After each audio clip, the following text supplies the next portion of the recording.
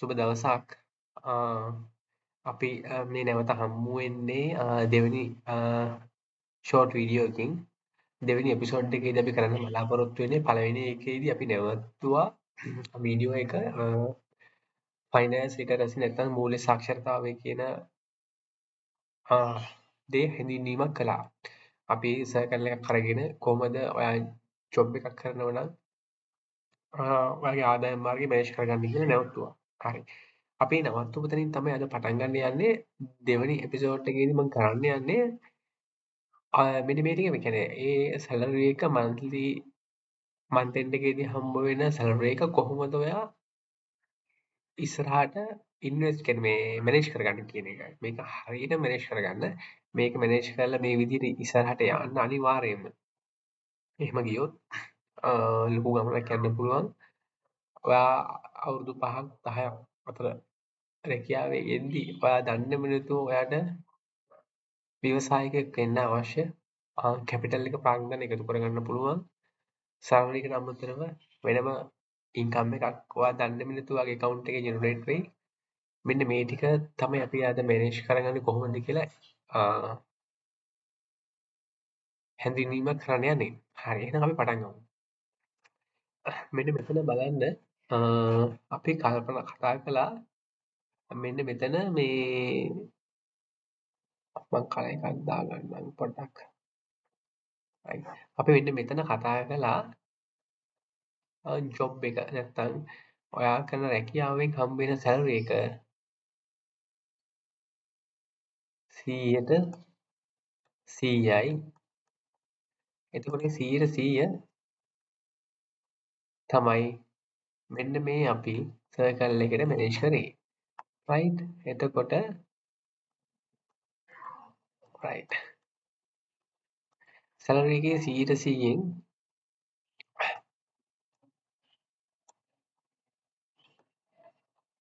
150ක් ගියා මෙන්න මේ සයිඩ් එකට 145ක් 105ක් ආදී වශයෙන් 150 අපි සේවින් නැත්නම් ඉන්වෙස්ට්මන්ට් කියන කැටගරි එකට අයින් කළා. 105 එමර්ජන්සි ෆන්ඩ් එකක් සහ 145ක් කන්සියුමර් පැත්තට දැම්මා. එතකොට මේ 150 ගත්තේ මේක එක එක්කෙනාගේ සැලරි එක මත ඩිපෙන්ඩ් වෙනවා. ඒක තමන් ඒක වෙනස් කරගන්න. මේක 45 30 වෙන්න පුළුවන්, මේක අඩු වෙන්න, මේක වැඩි කරන්න පුළුවන්, මේක වැඩි කරන්න පුළුවන්. මේක මම විශ්වාස කරන මට්ටමින් මෙන්න මෙහෙම කරන්න පුළුවන් තමයි උපරිම හොඳ. මොකෝ කන්සියුමර් පැත්ත තමන් මැනේජ් කරගෙන මෙන්න මේ ටික අනිවාර්යයෙන් මේ දෙක ෆික්ස් කරගන්න පුළුවන් සෑහෙන වටිනවා. දැන් අපි මේ ටික ගිය සතියේ එක්ස්ප්ලেইন කරපු නිසා මෙන්න මේ ටික කොහොමද මැනේජ් කරගන්නේ කියලා අද පොඩ්ඩක් හැඳින්වීමක් කරලා දෙන්නම්. රයිට්. එහෙමනම් ඔයා රැකියාවක් කරනවා නම් ඔයාගේ රැකියාවේ සැලරි එක එහෙමත් නැත්නම් පඩිය ඔයාගේ බැංක් account එකට තමයි මෙන්න මේ 100ට 100ම මෙන්න මේ 100ට 100ම වැටෙන්නේ. එතකොට ඒ සැලරි එක වැටෙන account එක ඔයා වැඩ කරන කම්පැනිට දීලා ඉතියි. ඒ කම්පැනිට දෙන්න මේක default savings account එකක්. මෙන්න මේකට තමයි මේ 100ට 100ම වැටෙන්නේ. right. එතකොට මේ 100ට 100 වැටෙන savings account එක මම කියනවා මෙන්න මේක. consumer expenditure කියන account එක තමයි මේ තියෙන්නේ.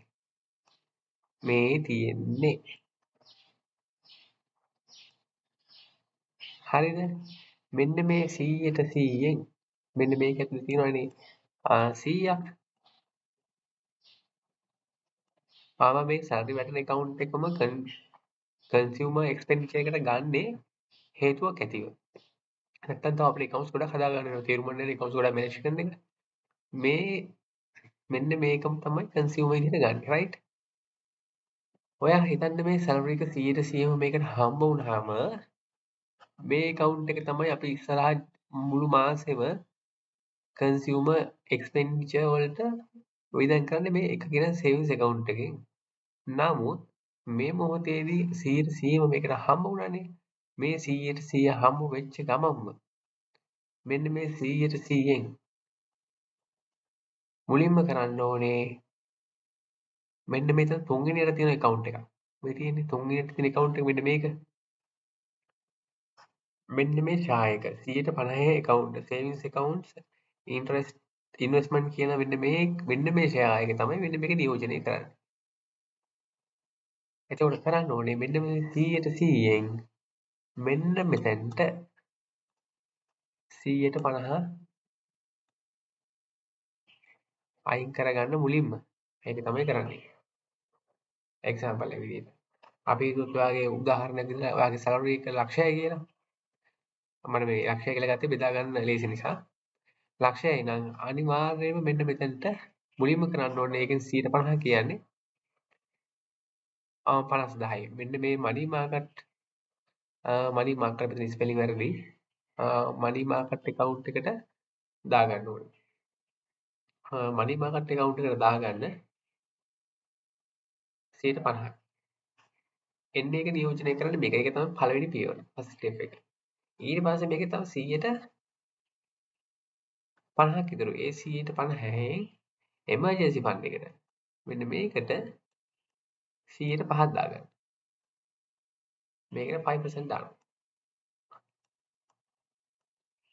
මේකට 5% දානවා. එතකොට මේ තුන්වෙනි account එකට මනි මාකට් account එකට මේක දැන් මේ මනි මාකට් account එක කියලා දැම්මේ මේක ඒ විශේෂ හේතුවක් මත. මම ඉස්සරහට එපිසෝඩ් එකකින් මනි මාකට් account ගැන පැහැදිලි කිරීමක් කරන්නම්. මේක මනි මාකට් account එක ඉරිකැලක් සේවිංස් කියලා දැම්මේ හැමෝටම මේ වෙලාවේ මනි මාකට් account එක ඕපන් කිරීමට කැපිටල් එකක් නැත්නම් සේවිංස් account එකක් ඕපන් කරන්න. ඒක ප්‍රශ්නයක් නෑ. ඒක දැන් මේක තමන්ගේ තියෙන ඉකොනොමික් අනුව ඒක ඩිපෙන්ඩ් වෙනවා. හරි. එතකොට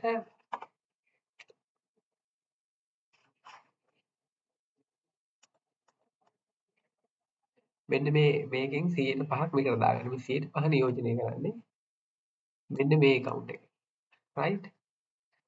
105ක්. එතකොට මේකේ බැලන්ස් එක තියෙනවා කීයද? මේකේ බැලන්ස් එක ඉතුරු වෙනවා පළවෙනි account එකේ 145ක්. ඒ 45 තමයි මේ තියෙන්නේ. හරි? එක 145ට යනවා, දෙක 105ට යනවා, තුන මනි මාකට් account එක නැත්නම් සේවිංස් account එකට යනවා. හැබැයි අපි මුලින්ම කරන්න ඕනේ තුන්වෙනි එකට දාන එක. තුන්වෙනි එකට දාලා තමයි මේ දෙක ඕන එකක් කරගන්නේ. ඒක දෙකට හරි තුනකට දාන්න ඒක ප්‍රශ්නයක් නෑ. මුලින්ම මේක 150 දාලා ඉන්න ඕනේ. වැඩේ හරි. ඊට පස්සේ ඕගොල්ලෝ බලයි මේ 100ට 100ම බෙදලා තියෙන්නේ. නමුත් මේක මොකද්ද කියලා. මෙන්න මේ account එක තමයි මේ money market account එකේ හරි savings account එකේ හරි තියෙන සල්ලි තියෙනවා. මේක මේ account එක define කරද්දී ඔයා බැංකුවත් එක්ක කතා කරලා ඉවරලා මෙන්න මේ account එකට වැටෙන පොලිය ක්‍රෙඩිට් කරගන්න account එක තමයි මේ account එක. right. money market හෝ savings හෝ FD මේ ඕනම account එකක මෙන්න මේකට තමයි මේකට හම්බෙන පොලිය මේකටම ක්‍රෙඩිට් කරන්නේ හතරවෙනි account එකේ තමයි interest income කියන account එකට තමයි ක්‍රෙඩිට් කරන්නේ. right. දැන් කතාව ඕකේ. පළවෙනි account එකේ 145ක් ඉතුරු වෙනවා, දෙවෙනි account එකේ 105ක් ඉතුරු වෙනවා, තුන්වෙනි account එකේ 150ක් ඉතුරු වෙනවා. එතකොට ඔයා පළවෙනි account එකේ තියෙන සල්ලි වලින් තමයි සල්ලි ATM එකකින් හරි ෆිසිකලි බැංකුවට ගිහිල්ලා අරගෙන මේ මාසේ ෆුඩ් වලට water electricity phone charges අනම්මන එකී මේකී නොකී සියලුම වියදම් කරන්නේ අර 145 එක තියෙන account එකේ සල්ලි වලින් තමයි. එමර්ජන්සි ෆන්ඩ් එකට අත තියන්නේ ඒක හදිස්සියක් වුණොත් තමයි ගන්නෙ. ඒක සිකියුරිටි ෆන්ඩ් එකක් විදිහට තමයි තියෙන්නේ. ඒක පොඩ වැඩි වෙවි යනවා. හැම මාසෙම 105 වැඩි වෙවි යනවා. මනි මාකට් account එකයි නැත්නම් සේවිංස් ඔය FD account එක තුන්වෙනි account එකත් එහෙම තමයි. හැම මාසෙම මේක වැඩි වෙවි යනවා. වැඩි වෙවි ගියාම මේකට වැටෙන පොලියක් තියෙනවා. මනි මාකට් account එකක් ඕපන් කරන්න කියන හේතුව තමයි ඒක දෛනික පොලි වැටෙනවා. දෛනිකව තියෙන බැලන්ස් එකට පොලිය හදලා ඉවර වෙලා මාන්තෙන් දෙකේ සාමාන්‍ය තුන්වෙනි වීක් එකේ වගේ තමයි ඉන්ට්‍රස්ට් එක වැටෙන්නේ. තුන්වෙනි සැටර්ඩේ එක වගේ මේක මේ ඉන්ට්‍රස්ට් ඉන්කම් account එකට පොලිය බැර වෙනවා. ඔයා දන්නේම නැතුව මේ 50,000ට 7.5ක් 6.5ක් අතර ප්‍රමාණයකින් උදාහරණයක් විදිහට බැලුවොත්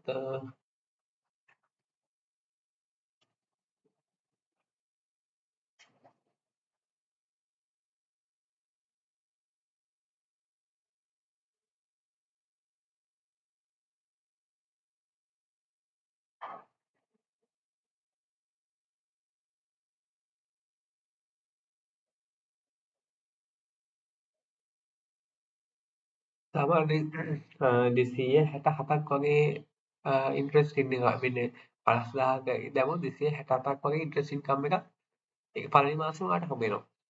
ඕක මාස 1 මාස 2 මාස 3 ඔහොම යනවා. ඔයා පළවෙනි මාසෙදී 267ක ඉන්ට්‍රස්ට් ඉන්කම් එක හම්බුනොත් මම මේ 6.5ට බැලුවේ.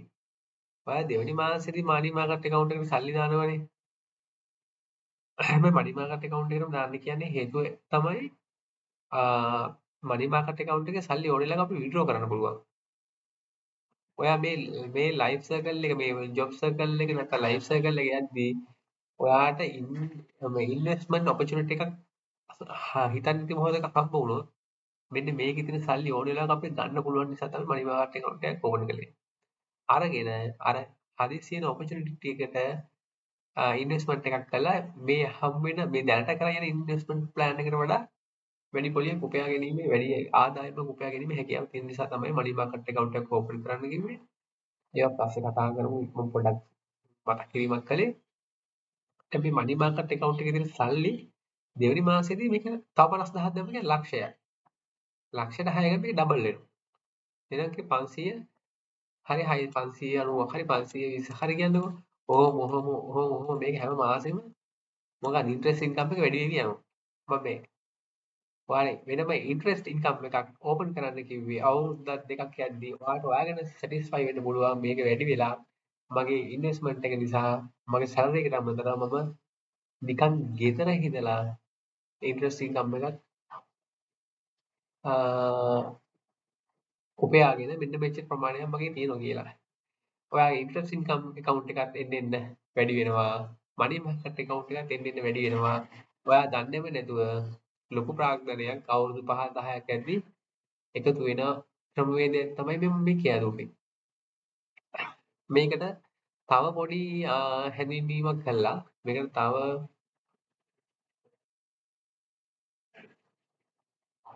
දැන් මම අද කරපු එපිසෝඩ් එකේ මේ කරගෙන යන එපිසෝඩ් එකේ මොකක් හරි ගැටලුවක් තියෙනවා නම් මට කමෙන්ට් කරන්න. මම මේක පැහැදිලි කරලා හරි තව පොඩි වීඩියෝ එකක් හරි මේකට ඇඩ් කරගන්න පුළුවන් මේක පැහැදිලිකමක් තියෙනවා නම් අනිත් එක තමයි දැන් ඔයාලා කල්පනා කරා මේ accounts හතර කොහොමද අපි මේන්ටේන් කරගන්නේ කියලා. දැන් අද ටෙක්නොලොජි එක දියුණුවනේ. හොඳම දේ තමයි ඕගොල්ලෝ හොඳ වාණිජ්‍ය බැංකුවක හොඳ සර්විස් එකක් තියෙන වාණිජ්‍ය බැංකුවක බැංකුවේ නම කියන්නේ නැහැ මම රජයේ හෝ පුද්ගලික අංශයේ හොඳ සර්විස් එකක් තියෙන තැන මේ accounts ටික ඕපන් කරන්න එක බැංකුවක ඕපන් කරන්න. මේ accounts හතරම එක බැංකුවක ඕපන් කරන්න හේතුව තමයි ටෙක්නොලොජි එක දියුණුවයි. ඔයාට ඔන්ලයින් බැංකින් ඇප් එකක් හරහා මේ ටික හරි ඊසිලි පඩිය හම්බෙච්ච ගමන් මේකට ට්‍රාන්ස්ෆර් කළා. තුනට ට්‍රාන්ස්ෆර් කළා 150ක්. පඩිය හම්බෙච්ච ගමන් ට්‍රාන්ස්ෆර් කරා විනාඩි 5යි. මේකට 105ක් ට්‍රාන්ස්ෆර් කළා. මේක 135ම තියාගත්තා. බඩු ගන්න අවශ්‍ය වුණා කාඩ් එකෙන්ම පේමන්ට් කරන්න පුළුවන්. මේ ඩිෆෝල්ට් සේවිංස් account එකට තමයි සල්ලි ගන්න ඕනේ. කාඩ් එක ලින්ක් කරලා තියෙන එකට. ඔයාගේ කාඩ් එක ලින්ක් කරලා තියෙනනේ උඩ පළවෙනි එකට.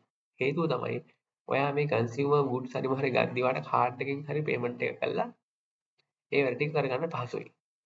අනිවාර්යයෙන් මේකට කාඩ් එක ලින්ක් කරලා තියෙන account එක විදිහට මේක යූස් කරන්න. රයිට්. එතකොට ඔයා ඔන්ලයින් ප්ලැට්ෆෝම් එකක් තියෙන හොඳ වාණිජ්‍ය බැංකුවක හොඳ ඉන්ට්‍රස්ට් එකක් තියෙන වාණිජ්‍ය බැංකුවක මම ඒවත් ඉදිරියට පැහැදිලි කරන්නම්. මේ accounts එක හතර ඕපන් කරන්න. කළාම ඔයාට එක වන් ස්ක්‍රීන් එකේ මේ accounts වල balance 1 2 3 4 ඔහොම accounts වල balance මේ හැම වෙලාවෙම බලන්න පුළුවන්. අඩුම ගානේ මේක ටික දවසක් යද්දී ඔයාට මේ ඔන්ලයින් බැංක් ඇප් එකක් හරහා හරි ඔයාගේ account balance එක දවසට දෙපාර තුන් පාරක් බලන්න ආසාවක් ඇති වෙයි. right? අද ෂෝට් වීඩියෝ මේ ටික තමයි. මේ ටිකේ අපැහැදිලිකමක් තියෙනවා කමෙන්ට් එකක් දාන්න මම පැහැදිලි කිරීමක් කරන්නම්. ඊළඟ වීඩියෝස් ටිකෙන් ෆයිනෑන්ස් ලිටරසි එකේ මූල්‍ය සාක්ෂරතාවය කියන සබ්ජෙක්ට් එක ගැන අපි තව ඉස්සරහට මොකද්ද මේ ෆයිනෑන්ස් ඉන්ඩස්ට්‍රි එකේ හරි ලයිෆ් එකේදී හරි දැනගත යුතු කරුණු පොඩ මම මේකට එකතු කරනවා. ඒ වගේම තමයි අපි ලීගල් පැත්ත සහ මේ වගේ දැනගත යුතු දේවල් මේකට අපි එකතු කරනවා. එතකොට ඕගොල්ලන්ගේ ෆයිනෑන්ස් ලිටරසි එක වැඩි වෙලා කොහොමද මුදල් මැනේජ් කරන්න කියලා හොඳ නොලෙජ් එකක් එනවා. මේ ටික කරගෙන ගියොත් ඔය ජීවිතේ කවදාවත් හරදින්නේ නෑ, වරදින්නේ නෑ. අවුරුදු 15ක් 10ක් 20ක් ගියාට පස්සේ ඔයා ජීවිතේ ආයි රැකියාවක් කරන්න අවශ්‍ය වෙන්නේ නෑ. රැකියාවක් කළත් ඒක ඒක සයිඩ් එකේ රැකියාව කරන ගමන් ඔයාට හොඳ ඉන්වෙස්ටර් කෙනෙක් වෙලා ජීවිතේ ගොඩනගා ගන්න පුළුවන්.